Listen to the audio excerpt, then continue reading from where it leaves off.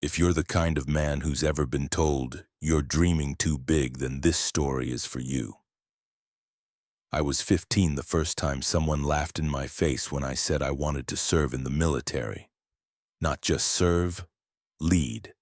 They said I wasn't cut out for it, too soft, too quiet. But what they didn't know was that fire runs quiet too. And one day that quiet fire brought a general to my doorstep. My name is Ray McAllister, born and raised in Columbus, Georgia, just about 20 minutes from Fort Benning. My father was a mechanic and my mom worked 2 jobs, cleaning homes during the day and waiting tables at night. We didn't have much, but we had grit. And when I was a kid, grit was everything. My earliest memory of wanting to be in the military wasn't something dramatic. I didn't watch war movies or play with toy tanks. No, it was the sound. Every afternoon when the wind shifted just right, I could hear the low thunder of helicopters over the pine trees. Sometimes I'd spot one through a break in the canopy, black, fast, loud, and I'd just stop whatever I was doing and stare. That sound did something to me. It wasn't noise, it was purpose. By the time I hit middle school, I was obsessed. I'd sneak military biographies from the library. Patton, Powell, Schwarzkopf. I'd read them under the covers with a flashlight while my brother snored in the bunk above me. It wasn't about glory or war. It was about leadership, about being the one others counted on when it mattered most. So at 14, I signed up for junior ROTC. My school didn't have a big program, just a couple of instructors and some old uniforms that smelled like mothballs. But to me, it was the real deal. I pressed my shirts, memorized ranks, practiced my salute until my elbow ached. I wasn't the strongest kid or the tallest, but I was dead serious. You know how kids can be. The moment someone steps outside the pack, starts taking something seriously, it becomes open season. "Hey, General McAllister!" They'd jeer in the hallway, mock saluting with sloppy grins.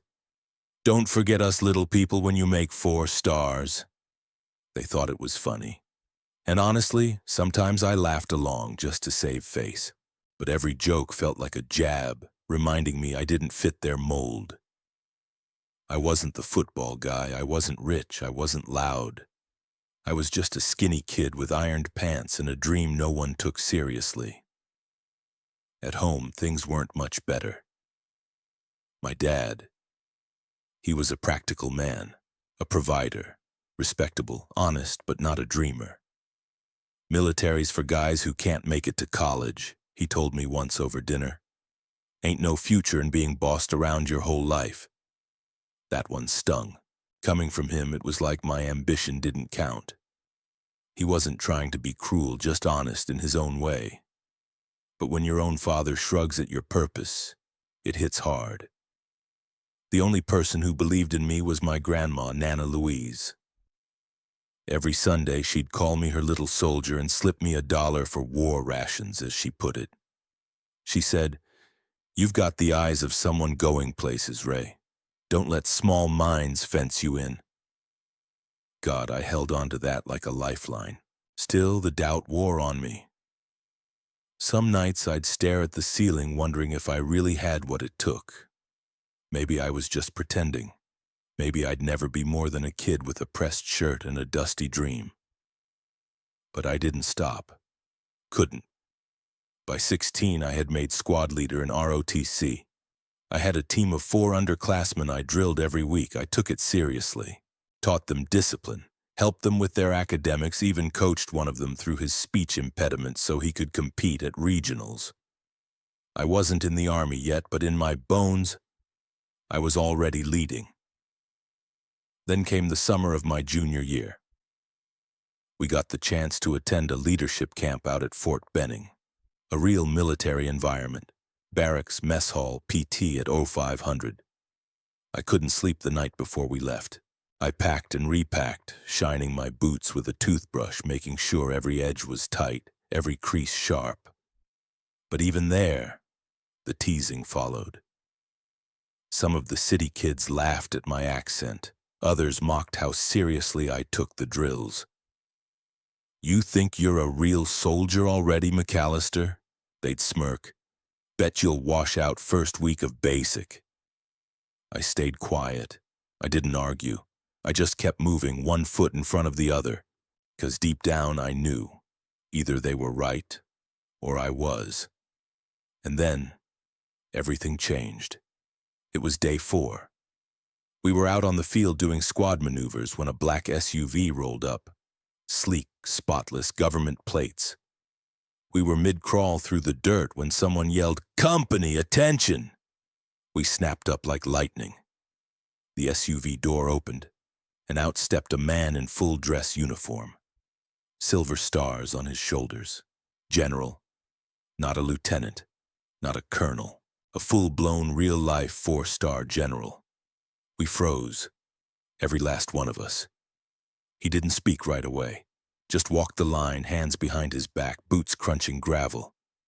And when he stopped in front of me, I felt the whole world go silent. He looked me in the eyes, not around me, not through me, at me. "What's your name, son?" "Cadet McAllister, sir." "McAllister," he repeated. "You carry yourself like someone who belongs." That's all he said, but I'll never forget the way he said it. That moment, those 7 words. You carry yourself like someone who belongs. I must have replayed them in my head 1,000 times. The general stayed for maybe 20 minutes. Spoke to our group, told us about his early days. How he'd grown up poor in Mississippi. How he'd failed his first fitness test. How he nearly washed out of officer candidate school. But then he said something that stuck with me. It's not the smartest or strongest who lead. It's the ones who show up every damn day. Man, I needed to hear that. For the rest of the camp, something changed in me.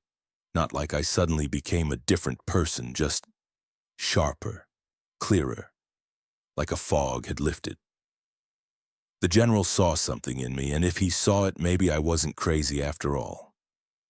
But going home, that was another story. I expected people to be proud.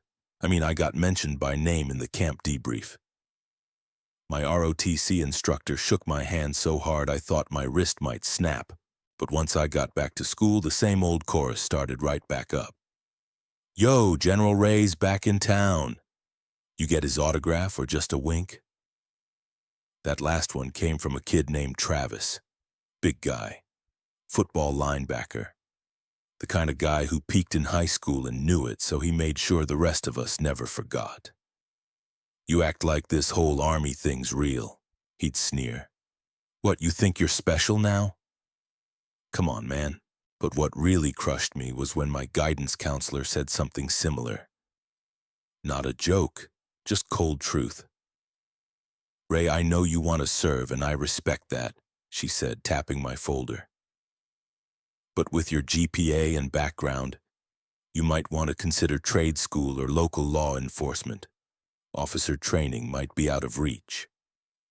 I sat there nodding politely while my gut twisted into knots. What do you say when the adults who are supposed to guide you start dimming your light? When every direction you turn, someone's cutting your legs out before you've even stood up.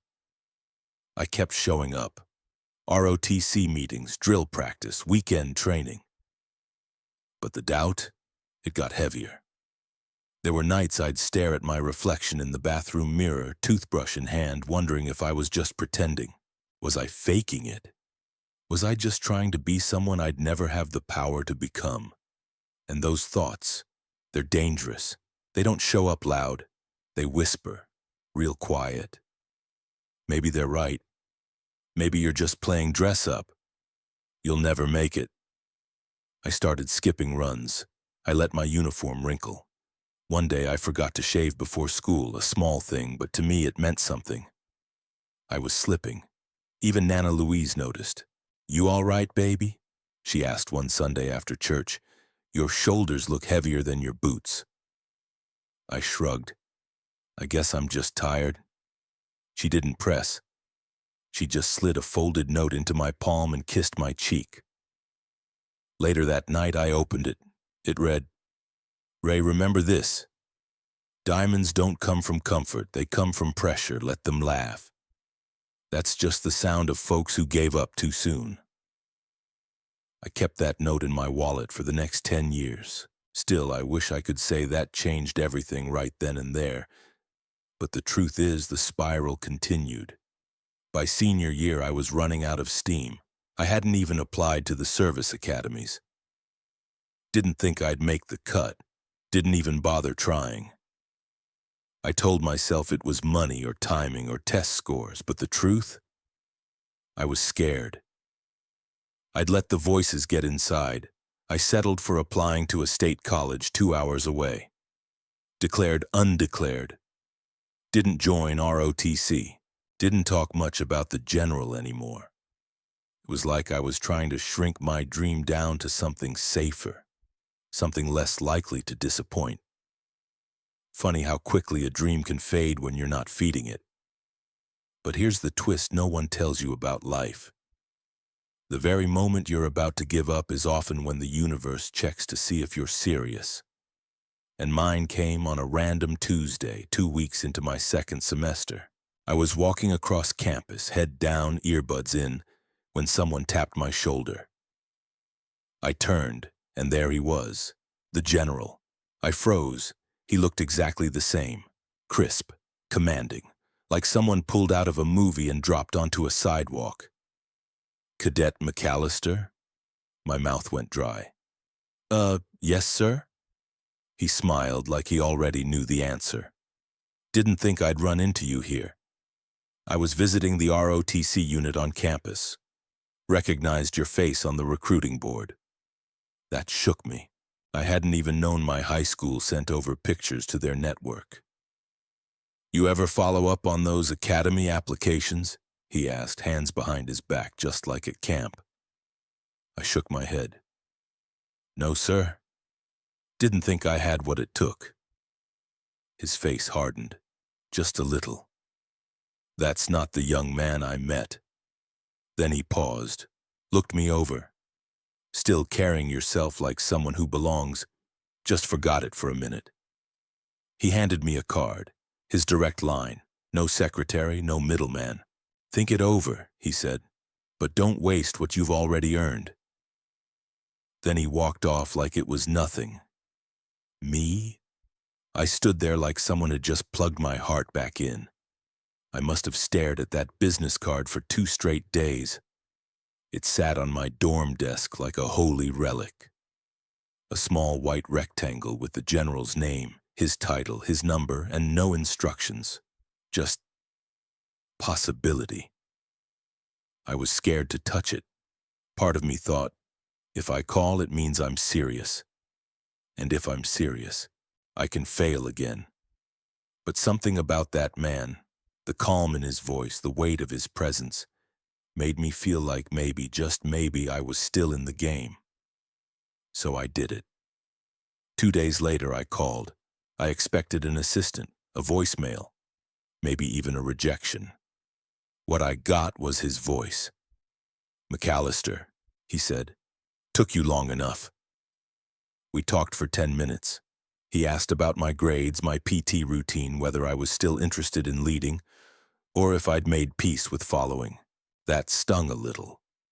Then he said, I can't hand you anything, but I can open a door. You'll have to walk through it yourself. He gave me the name of a retired colonel who ran a prep program out of South Carolina, a program built to help borderline cadets, kids like me who didn't have the numbers or the money but had the will. The catch? It was intense. 6 months, live-in, no phones, no weekends off, no promises. I said yes before he even finished the sentence. 2 weeks later, I packed up what little I had. Duffel bag, Nana's note, and the worn boots I'd polished 100 times but barely used. I told my parents I was taking a leadership semester. Told my college I needed time off. They didn't ask many questions, only Nana seemed to know what it really meant. You're going to earn that fire in your belly, she whispered when she hugged me goodbye. Bring it home, soldier. That program? It chewed me up. The first week I vomited during PT, twice. The second week I failed the land nav course and got my whole group recycled. The third week I nearly packed up and left. But then something shifted. I stopped thinking about proving people wrong and I started thinking about earning it for myself. I doubled down, stayed late in the study hall, ran laps after lights out, spent every Sunday memorizing strategy and command protocols instead of catching up on rest. By month 4, I was leading a platoon. By month 5, I was tutoring the guys who came in with stronger scores than me. And by the end, I was the one who got the call. "You've been conditionally accepted to West Point Prep," the colonel said. "You make it through that, you're in." I felt like I'd been handed the keys to a kingdom. But I also knew it wasn't a gift. This was my audition. West Point Prep was another level. Think boot camp, plus college, plus leadership boot camp, all rolled into one. We woke up at 04:30, ran 5 miles, took calculus, then studied military history, then did drills, then led peer reviews. I didn't sleep more than 5 hours a night for 6 months, but I didn't flinch, because every time I wanted to quit, I thought about that SUV door opening. I thought about a man with stars on his shoulders looking at a scrawny Georgia kid and saying, "You carry yourself like someone who belongs." It wasn't just about proving him right anymore. It was about proving me right. By the end of the prep year, I'd made it into the top third of my class, strong enough to get a full appointment to West Point. I remember standing on the parade field during acceptance day, dress whites crisp, chin high, knowing I'd climbed out of a hole most folks never even saw. And then, out of nowhere, I spotted him, the general. He was standing off to the side, arms crossed, wearing civilian clothes, no fanfare, no camera, just watching. After the ceremony, I walked over, tried to play it cool. "Sir," I said, saluting. "Didn't expect to see you here." He shook my hand, looked me in the eye. "Didn't come for the parade," he said. "Came to see if the fire was still there." Then he added with a smile, "It is?" I didn't know it then, but he had a personal tradition. Every year he attended one acceptance ceremony, quietly, anonymously, to see which of the kids he believed in actually made it. He never told anyone who he picked. But that year, it was me. It's strange looking back. That man didn't give me anything but a sentence and a chance. But sometimes that's all someone needs to rise. That's the twist no one sees coming in life. People think life changes when you win the lottery or get a lucky break. But for me, everything shifted because one man looked at me, really looked and said, "You belong." And I believed him. That belief, it became the fuel I ran on. You'd think once you make it to West Point, the hard part's over, not even close. Getting in was like being handed a shovel and told, "Congrats, now start digging." The academy didn't care where I came from. Didn't care that I'd clawed my way up from nowhere. The instructors didn't slow down, and the upperclassmen didn't go easy. I remember my first full week there. We had this 10-mile ruck in the pouring rain. I was soaked. My boots felt like cinder blocks, and my feet were blistered raw. One cadet in my platoon passed out from heat exhaustion. Another twisted his knee and had to be carried the last stretch. Me? I thought about quitting every mile after the 5th. But there's something you learn when you've already been laughed at, doubted, and pushed to the edge. Pain doesn't scare you the same way. Failure doesn't have the same sting. Because once you've been underestimated for long enough, you start to crave the hard stuff. You start to need it. Because that's where the real ones separate from the pretenders. So I pushed through. And when we finally hit the finish line and someone shouted, "Mission complete," I dropped my pack, bent over, and laughed like a madman. Not because it was funny, but because I'd survived one more thing they said I couldn't. That's how West Point went. Class after class, test after test, I just kept showing up. There were smarter guys, richer ones, athletes who could crush a PT test in their sleep. But I had something most of them didn't. I knew what it felt like to be told you don't belong, and to fight like hell to prove you do. That knowledge, that was my edge. I started finding my rhythm, took leadership roles, earned respect not because I shouted loud, but because I did the work and never asked for a shortcut. One day in my 3rd year, I got assigned to mentor a plebe named Carson. Nervous kid from Oklahoma with hands that shook every time he saluted. He reminded me of myself. I pulled him aside one evening after chow and asked what was going on. He looked down and muttered, "Sir, I don't think I belong here." I told him what the general had once told me. "It's not about being the strongest or smartest," I said. "It's about showing up, every damn day." Then I added, "Carry yourself like someone who belongs, and eventually you will." I didn't think much of it at the time, but a few weeks later, Carson found me during a drill, stood tall, and said, "Sir, I made honor platoon." That hit me harder than any award I ever earned, because now I was passing the fire forward. But the biggest moment came in my final year. We were at an annual leadership review where cadets are evaluated on everything. Tactics, command presence, judgment. I was exhausted. I'd barely slept. My grades were solid but not perfect, and I was up against some heavy hitters, legacy names, kids with generals for parents. After my evaluation, I was asked to wait in the hall. Standard protocol. But then, something unexpected happened. The commandant of cadets walked out, flanked by 2 others. And the general. Yes, that general. He didn't speak right away. Just nodded at the others and then looked me square in the face. "I hear you've done more than carry yourself like someone who belongs," he said. "You've led like it." He pulled a folded paper from his coat and handed it to me. It was a personal letter of recommendation for a special operations leadership pipeline. Something most cadets never even dream of seeing. "I've only ever written 3 of these in 30 years, he said. "You're the 3rd. I opened my mouth, but nothing came out. He didn't wait for a thank you. He just patted my shoulder, leaned in, and said, "Don't stop now. You're just getting started." You know, I've thought a lot about that moment. Not because it was flashy, not because it made my career, but because it reminded me of what perseverance really means. People think perseverance is about pushing through a hard day, or grinding out one big moment. But they're wrong.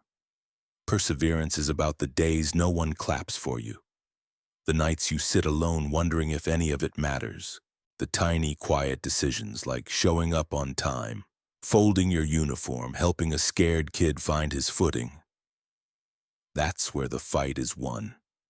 And as I looked down at that letter, I realized the man who once told me I belonged had been watching the whole time. Not from the front row, but from the shadows, waiting to see if I'd earn what he saw in me. I don't remember the exact day I realized I'd made it.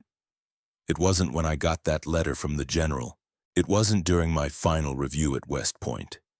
It wasn't even the day I graduated and threw my cap into the air while "The Army Goes Rolling Along" echoed through the stands. No, it was quieter than that. It was a Tuesday. Rainy, gray, uneventful. I was at a base up north, halfway through a leadership rotation, waiting for a meeting to start when a young soldier came up to me. He looked about 19, sharp haircut, clean uniform, but eyes that didn't know where to look. "Lieutenant McAllister?" he asked. "Yeah?" He hesitated. I heard you talk at the prep academy 2 years ago. You told that story about the general." I didn't even remember the talk. I'd done a dozen of those, just trying to pay it forward.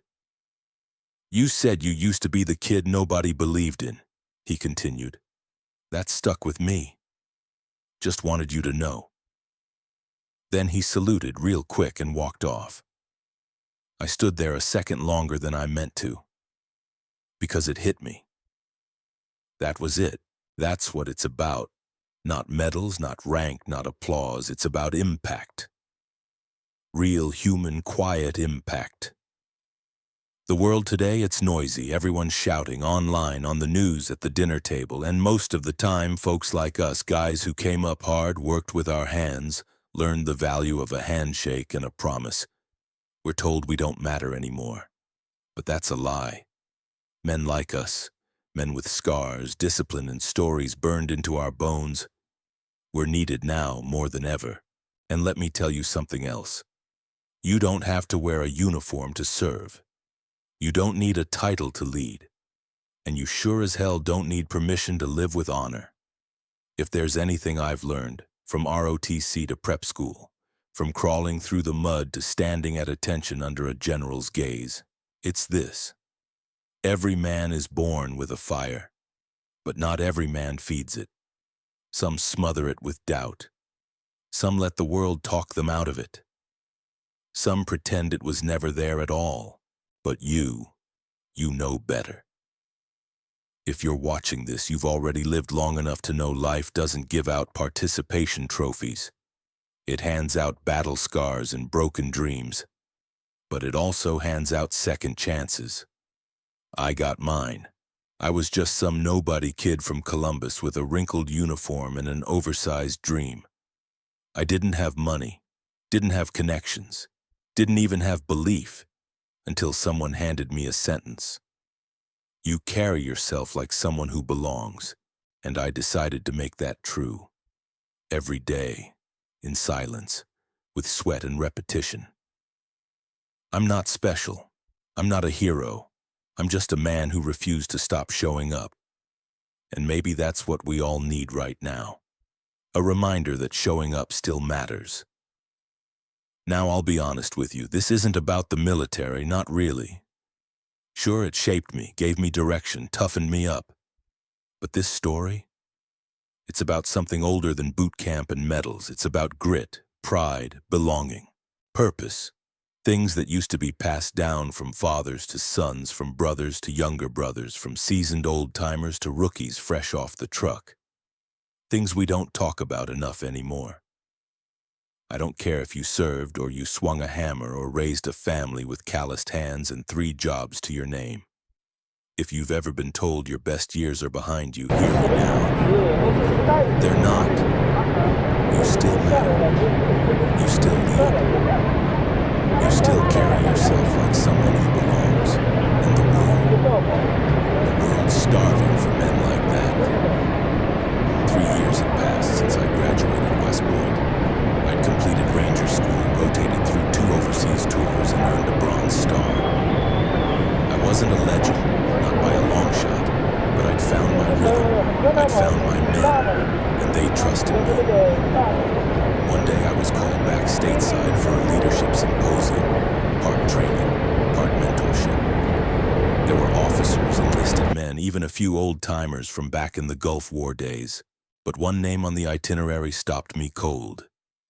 Retired General Franklin E. Mason, the man, the myth, the one who gave me a future with 7 words and a firm handshake. He hadn't been on a podium in years. Word was he'd retired quietly, bought a fishing cabin in North Carolina, and had turned down every speaking engagement since. But this one, he made an exception. When I saw him walk onto that stage, I expected fanfare, cheers, applause. But there was none. Just a respectful silence, the kind you hear at funerals or when a legend enters the room. He didn't give a long speech, just a few stories, a few truths. But one thing he said struck me deeper than anything I'd heard before. The real mark of a leader, he said, isn't what happens while he's in charge, it's what lives on when he's gone. Then he paused, looked around the room, and his eyes landed right on me. He smiled and nodded. It was quiet, subtle, not for anyone else, just me and him. And I realized something. All those years ago, he didn't stop that SUV because I was special. He stopped because he saw himself, a young kid with mud on his boots and a head full of dreams. A kid who just needed one damn person to say, "I see you. You matter. You belong." He passed the torch that day, and now it was mine to carry. After the session, I made my way to him. He was seated alone, sipping coffee out of a styrofoam cup. "Sir," I said. He looked up, smiled. "Lieutenant Colonel McAllister now, right?" "Just Ray, sir." He motioned for me to sit. We didn't talk much, didn't need to. Two men, two timelines, one shared fire. Before I left, I asked him, "Why me? Why did you stop that day? Out of all the kids on that field?" He chuckled softly. "Because you stood like you knew who you were," he said. "Even if you didn't feel it yet. And I figured you'd grow into the weight." He took a slow sip of coffee. "And son, you did." That was the last time I saw him. He passed 6 months later.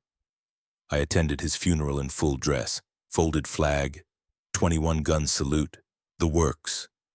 They called his name, his rank, his years of service, but I knew the truth. His greatest legacy wasn't the medals or battles. It was the men and women who carried his words like armor, like I did, like I still do. So now I pass this to you. If you're still watching, I want you to hear this. You don't need a uniform to lead. You don't need medals to be remembered. You don't need anyone's permission to matter. Whether you're 65 or 85, whether you served or stayed home, whether you've led battalions or grandkids, your voice still counts. Your fire still burns. All you have to do now is pass it on. Lesson and takeaway. Life will give you every excuse to quit, to shrink, to believe the lie that you're too old, too late, too forgotten. But the truth? Every man, especially one who's lived, failed, fought, and risen again, is sitting on a mountain of wisdom the world needs right now. So don't hold it in. Stand tall. Carry yourself like someone who belongs. And make damn sure the next generation knows what that looks like. If this story hit home, if you've ever been told you weren't enough, or if you've carried the weight and kept showing up anyway, drop a comment below. Tell me your story. Like this video, subscribe for more stories that honor men like you, and share it with someone who needs a reminder that their fire isn't out. It's just waiting for the right spark. Until next time, stand tall, stay sharp, and lead on.